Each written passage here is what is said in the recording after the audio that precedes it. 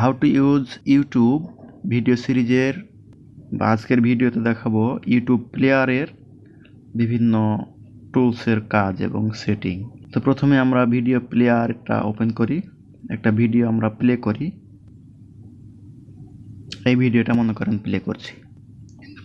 তো এইটা হচ্ছে, আমি ভিডিওটা বন্ধ করে রাখলাম কারণ এটা অন্যের ভিডিও, চালাইলে কপিরাইট ইস্যু ধরবে। এটা হচ্ছে মূলত ভিডিও প্লেয়ার পেজ। তো ভিডিও প্লেয়ার পেজে কি আছে সেগুলো আমরা আগে একটু দেখি। মূলত এখানে আলোচনা করব আমি ইউটিউব ভিডিও প্লেয়ারটা নিয়ে।